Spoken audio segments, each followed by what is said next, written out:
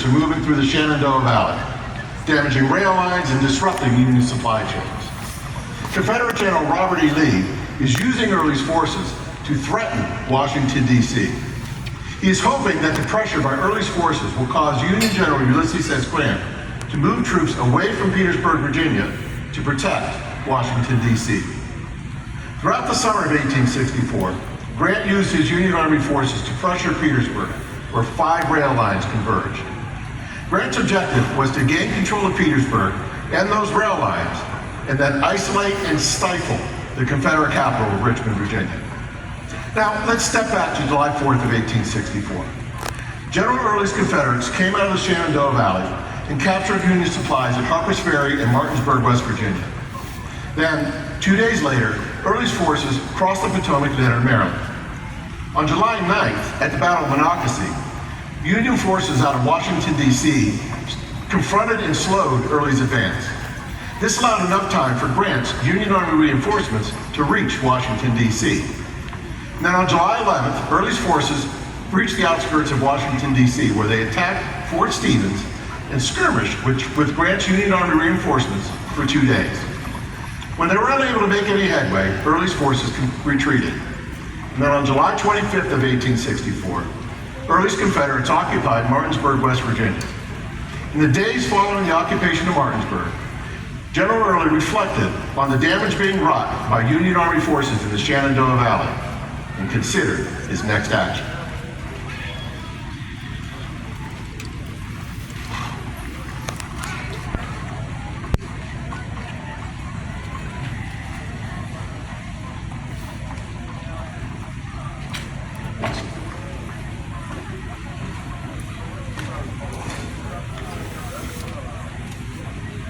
Thanks, sir.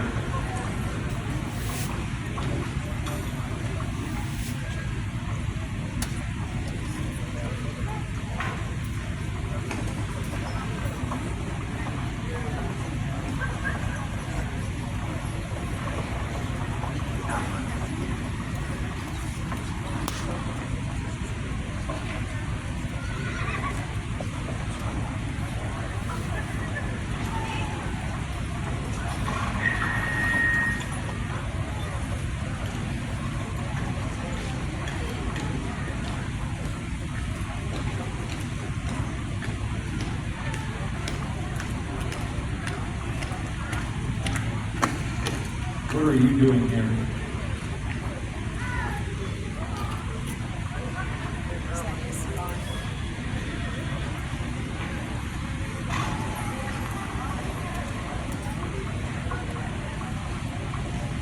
Warrior?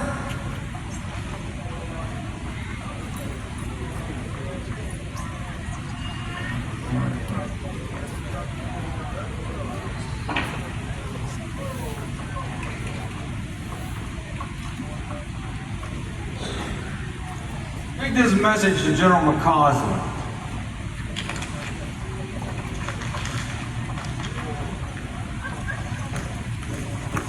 Lieutenant, make haste. That message must reach General McCausland safely.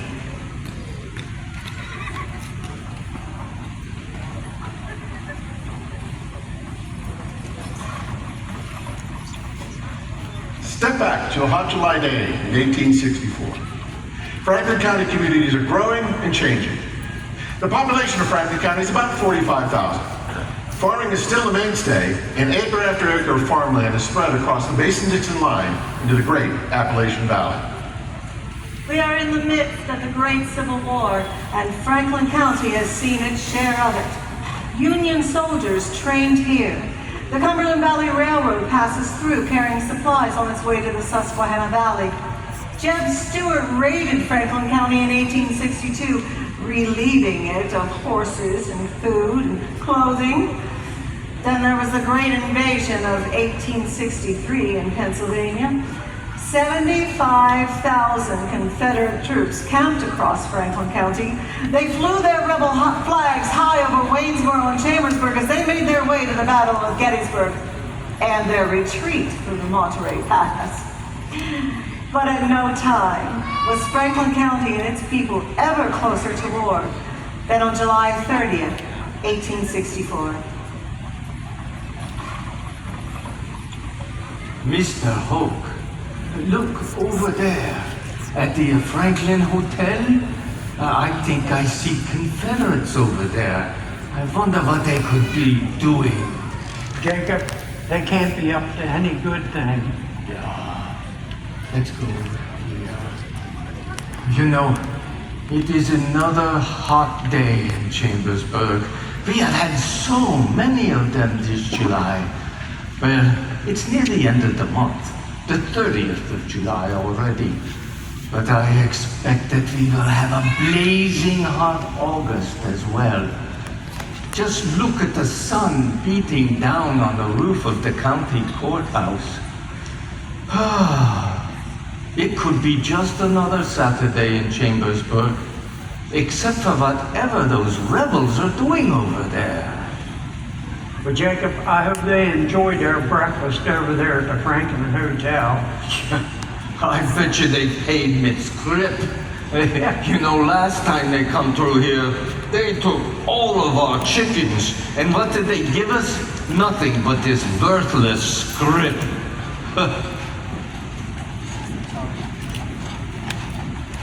I saw a group of them soldiers going in and the neighbor's smokehouse, took the hams, scared the children, and they even took the laundry off the clothesline. You know, Mrs. Ludwig was baking bread in her summer kitchen, and then she come back, all of the loaves were gone. And I heard that they were looking for Ludwig's brewery, and how to find directions to the apothecary. And just look at them, they're bedeviling the folks. No, they wouldn't dare.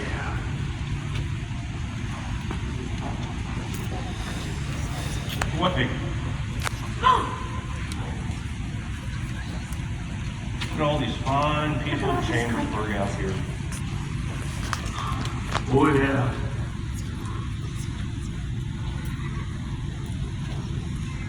Look at all these fine people. You saw. Come here. Come here. Where's the nice looking hat you have on there? It's also a pair of nice sturdy shoes. You got what size are they? I can take them off because my men can use them. While you're at it, give me your spectacles because I lost mine during the fight in Frederick, Maryland. You're not taking my hat, my shoes, or my spectacles. We shall see what I take when we leave Pennsylvania. Peasant Howard, villains all you. Look at all these fine Yankee ladies here. Go ahead. For a bunch of Yankee ladies, you sure are pretty. Give me your hand. Leave me alone, please. Reporter. Yes, sir. Report the confederates. Yes, sir. Orders. You are a very brave young lady to stand up for yourself. Yes, you are.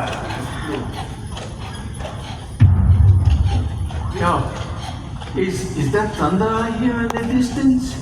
Maybe we will have some relief from all this heat. Nein, Jakob, I think that may be artillery. Das was definitely a cannon.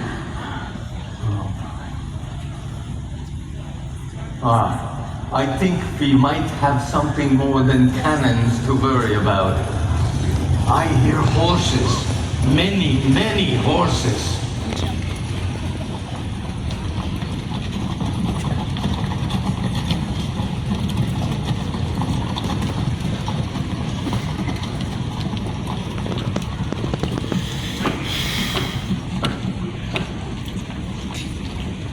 Citizens of Chambersburg! Citizens of Chambersburg! Gather around now! Gather around! Get your friends, your family, your loved ones, gather up! General John McCausland demands your attention. Did you hear me? I said move on! Do not be foolish! Gather your town's leaders.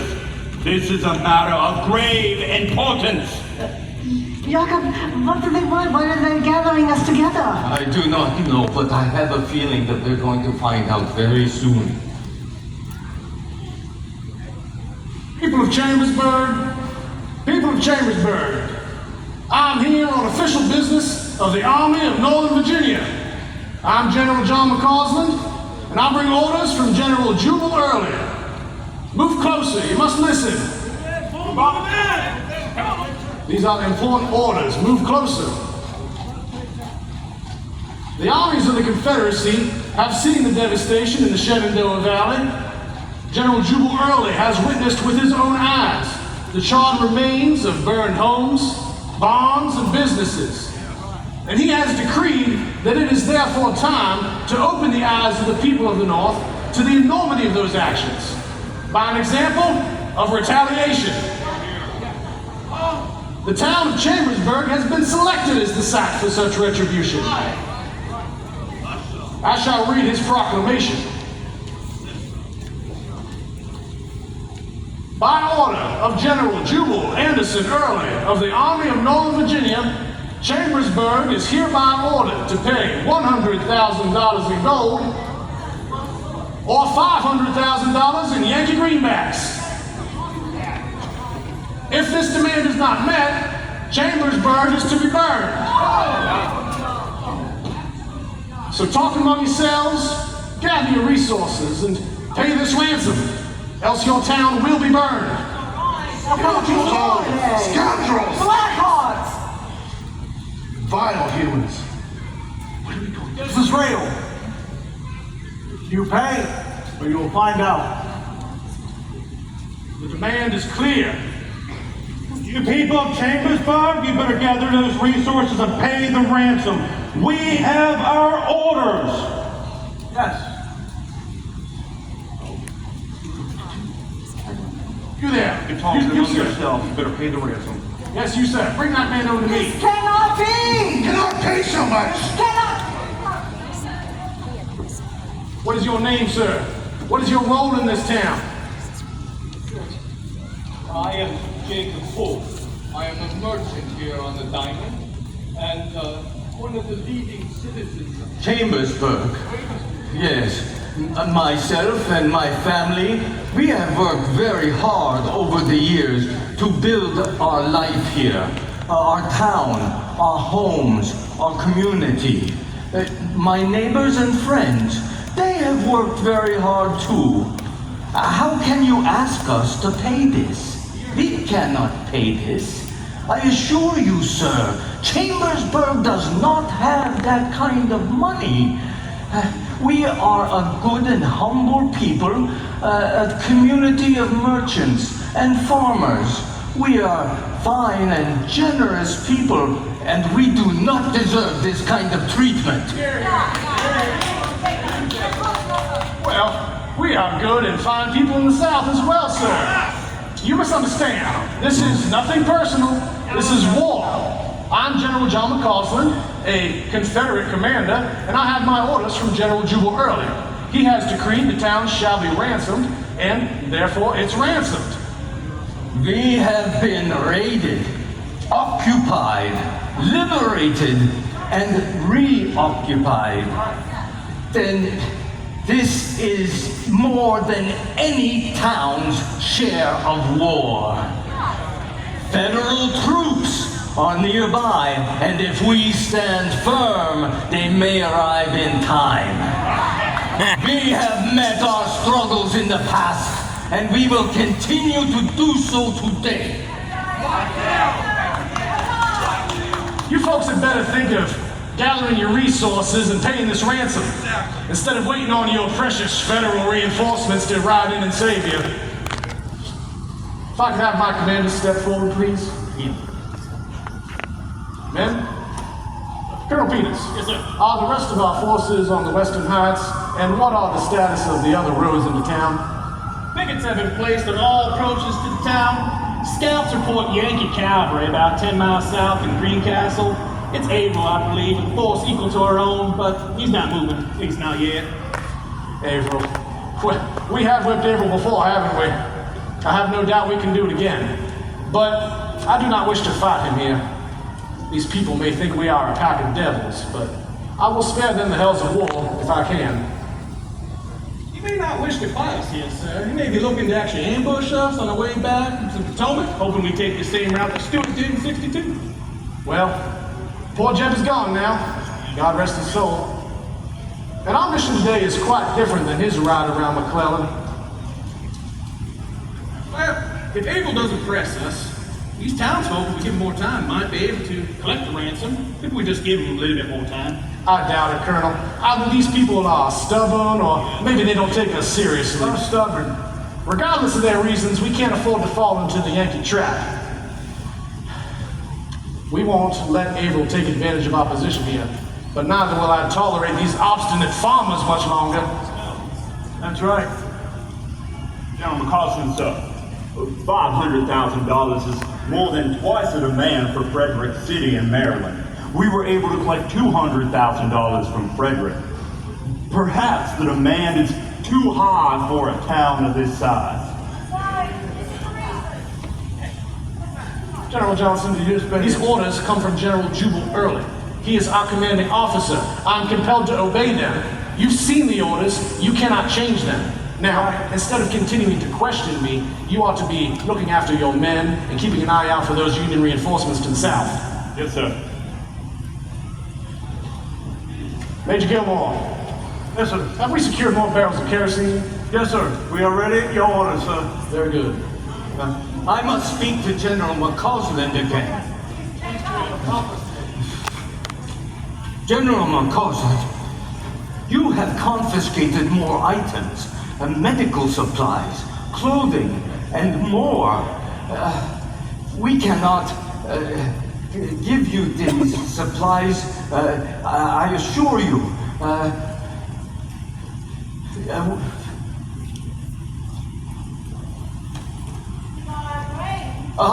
That's right. I tell you what, if they just volunteered to give us some grain, some silage, and some hay in return for sparing Chambersburg. And what use do we have for grain, silage, and hay, sir? I think you should open up your pockets, your ladies' purses over there, your bank vaults, find whatever it is you claim you do not have, and pay the ransom before your town is reduced to a pile of ashes. General, let us reason with one another. You spoke of the devastation in the Shenandoah Valley. Maybe some of your family and your friends. Why would you wish to perpetuate such a result on the helpless people of Chambersburg? We have seen destruction, that is true. Destruction that's being brought by the same armies you're hoping will ride in and rescue you here today.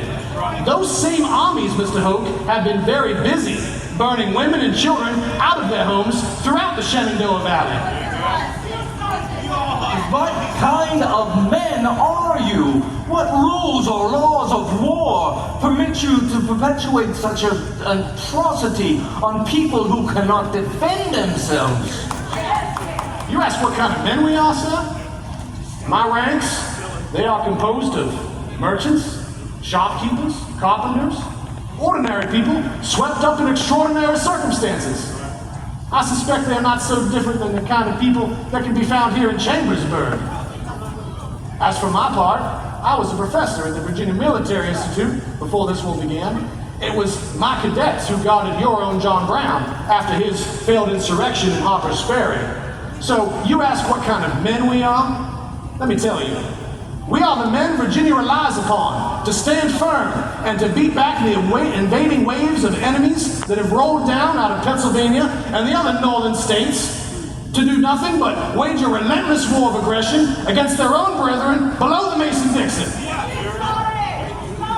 No, you are the ones who started this war, and I am afraid that nothing you can do can repair that. Not only that, but I think nothing good can come of this thing that you are trying to do now.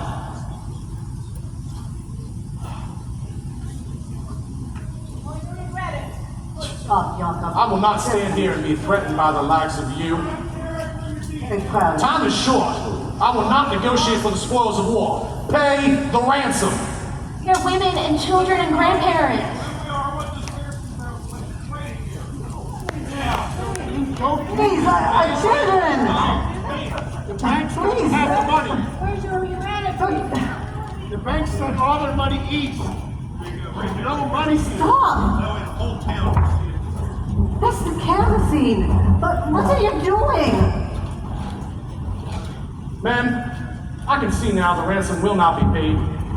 We have no choice but to carry out General Early's orders. Therefore, we will stop the burning right here at the courthouse. Move those kerosene barrels into position. We have worked long and hard to build our town. This makes no sense. Yes, our community is full of children. And then where are we to go? Where are we to live? Please spare us. Move it up here. Don't do this. This is not right. We did not do These this. orders are to be executed quickly. That last barrel went on the other side there. No. Everything in position? You have no mercy. Is there nothing we can do to stop this terrible thing that you do? Men, fire the town!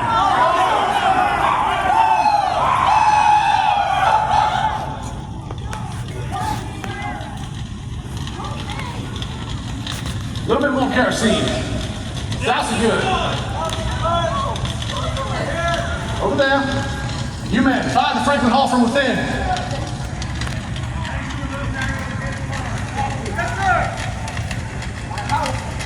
How can you continue this atrocity? You are a godly man. I beg you to stop this terrible thing. And if you are a godly man, then you ought to know that your town's fate is in God's hands. By your refusal to pay, you have sealed your fate. Your General David Hunter began this destruction down in Virginia. Southern families were burned out of their homes too down there.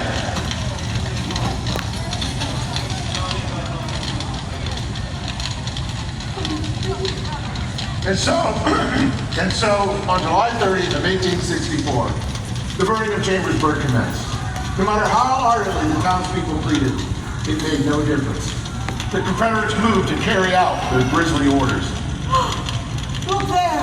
That squad of men is smashing through the front door of the Franklin Hotel.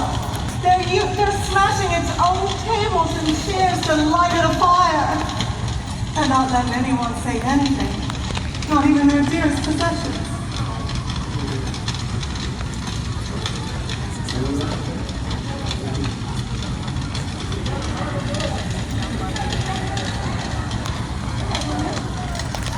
With each passing minute, another family was left homeless.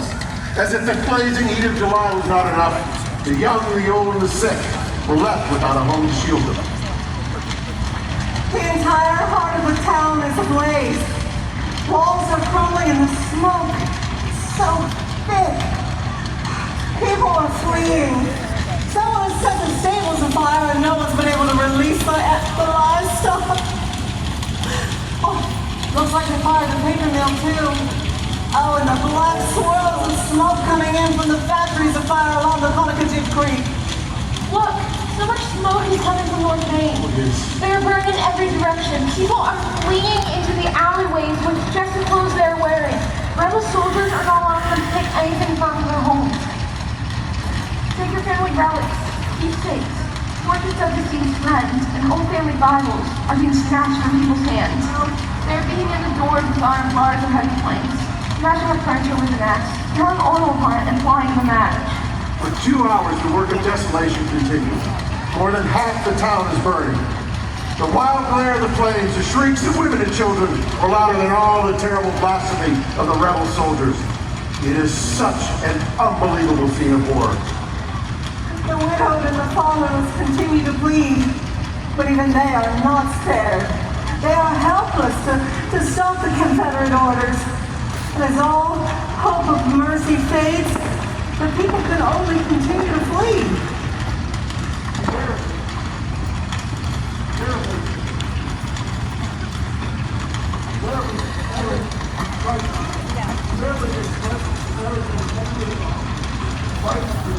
The beach room, appropriating money, jewelry, watches, and any other valuables.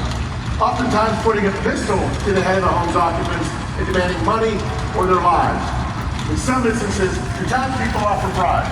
And even when the bribes were accepted, the home were burned anyway.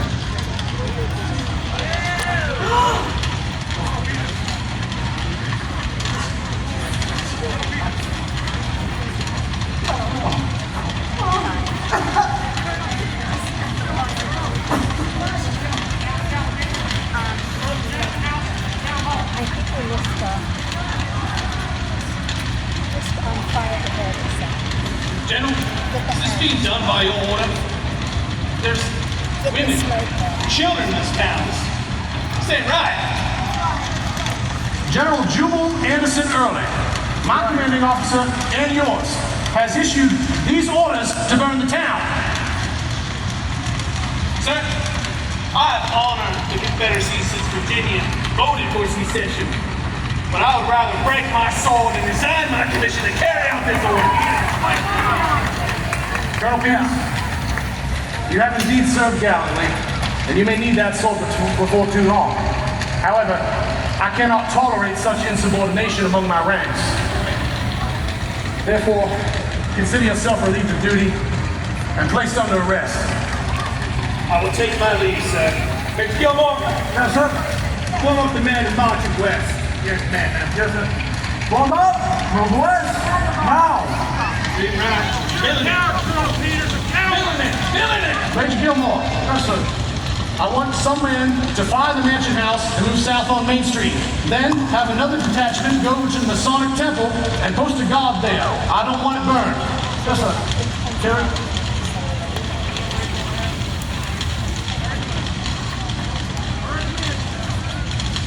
Soon, not a building 2 blocks north, east, south, or west of the diamond will be left standing. People have fled to the cemetery. Just fled to the cemeteries and the fields surrounding our town. Many of them are women and children and the elderly. Nearly all of them are in shock. For miles around, the praying inhabitants fled. They knew not whither. Some continued in their flight until they collapsed to the ground with their tops. Pocketbooks and watches were taken. Bundles, shawls, and valises were snatched out of the hands of women and children's hands, only to be thrown to the ground. Major Gilmore. Yes, sir. Have the men completed destruction of Alexander McClure's home to the north of town? Yes, sir. No order has been fired and is burning. Very good. Alexander McClure is an ally of Lincoln, and he has criticized our Confederacy far too often in his newspapers. Indeed. Over there? That rebel is trying to steal that woman's flag just for having it. Keep the flag. With great Save the flag. difficulty, she wrested it from their grasp. Yeah. And then she draped it around her person. She proudly walked past her burning home in a furious fury. She was determined that flag would be her shroud. This mother and her children were just ordered from their home as their furniture was broken into pieces and doused with kerosene. Dismayed citizens looked upon the destruction of their lifelong labor and industry. Many had fled to the cemeteries, and there, surrounded by death, one little life was added to the wretched throng. You see, a young woman who had been expecting gave birth right there in the cemetery to her firstborn child.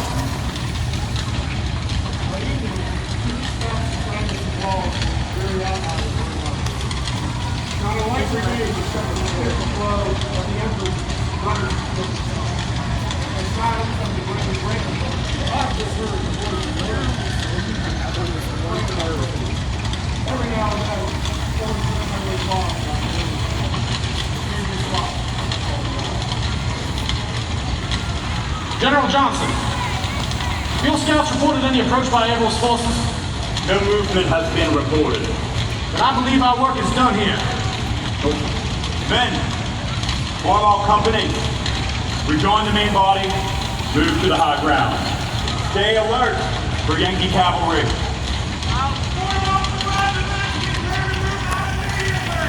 Has your glorious cause been well served by this senseless destruction of Chambersburg? Sir, I find no glory in this devilish business. It's a damn shame it's come to this, and I may be damned along with it. What are the outskirts of Chambersburg remain?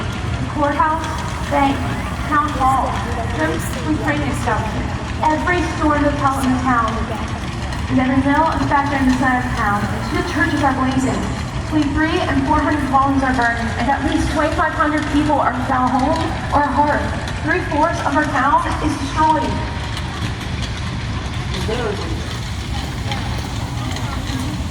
All that was left of many of the beautiful homes were crumbling walls and smoking embers and chimney stacks standing like silent sentinels. The Franklin Hotel was gone, the Riley Hotel, the Arcade. Mrs. Chambers' once elegant and beautiful home, but really all that's standing are ruins. As a final act of destruction, the Confederates went to the county superintendent of public schools' home and burnt it to the ground. Because, as they told his family, he taught Negroes. Oh. Soon the hunger of the little ones added to the horror of the scene. People are fleeing. Families are separated. Fathers and mothers are searching everywhere for their missing loved ones amid the destruction. The smoke and the flames are just everywhere, and they're ascending high into the heavens as though beseeching God's vengeance down upon this incendiaries. Whirlwinds are here and there, like gigantic corkscrews of smoke carrying bits of clothing and paper far off into the countryside. They are bearing witness to this foul vengeance. Many a soldier we seen, weeping over the desolation and horror he had caused, hardened to the war that they were. Many would still be crying out, "I never enlisted for this!" For miles around, the frightened inhabitants fled. They knew not whither. Some continuing their flight until they collapsed with the ground with the jostling. Pocketbooks and watches were taken. Bundles, shawls, and valises were snatched out of the hands of women and children's hands, only to be thrown to the ground. Within 4 to 5 hours, a thriving town was reduced to ashes. General Jubal Early's orders were complete, and the Confederate troops retreated. In a few hours, the Federal troops came through the devastation that was Chambersburg in pursuit of the rebels. That pursuit ended in victory at Moorefield, West Virginia on August 7th. The Federal troops were heard to shout, "Remember Chambersburg! Surrender, you house-burning villains!" Our once beautiful town was just in ashes. More than 2,000 people were homeless. They were just wandering the countryside, seeking shelter and a place to just rest. By evening, chimney stacks and fragments of walls formed the dreary outline of burned-out buildings. Not a light remained except for the fitful glow of the embers amidst the rubbish that filled the cellars. Silence of the grave reigned where oft was heard the voice of mirth and music and prayer and praise. Every now and then, someone tread heavily along down the middle of the street, the pavement blocked by fallen walls. And the people were sure that the Confederates had gone and the burning had subsided, they crawled out of their hiding places to see their town laid to waste. As evening come in, the tiredness overtook the now poor and homeless people of Chambersburg. At Miss Sullivan, the homeless number more than 2,000. Any building that escaped destruction was open and soon crowded to capacity. Many of the homeless made their way to friends or family on the outskirts of town in other parts of Franklin County. Others made their way to the country, where they spent their first night after the Great Fire. Chambersburg, founded in 1764 and burned in 1864. But from across Pennsylvania, from across the entire Union, people gave, people helped. They nourished our hungry, they housed our homeless, and they bolstered our community spirit. Chambersburg did survive. Day by day, it rebuilt and grew. The rebirth of Chambersburg is a testament to the spirit of its residents and the human spirit. And tonight, we honor that spirit and the history that happened here.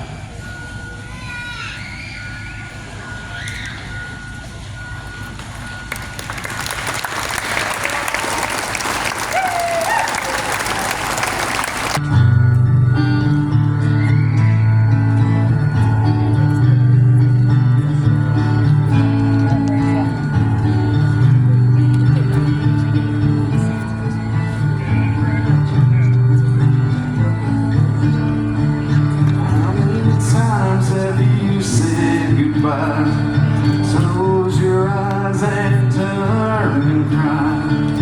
How many times have you had to say, I'm sorry to leave, but I'll be back someday? Was it many or was it few? Doesn't it matter, man, it happened to you. Oh, I didn't walk a mile in your shoes.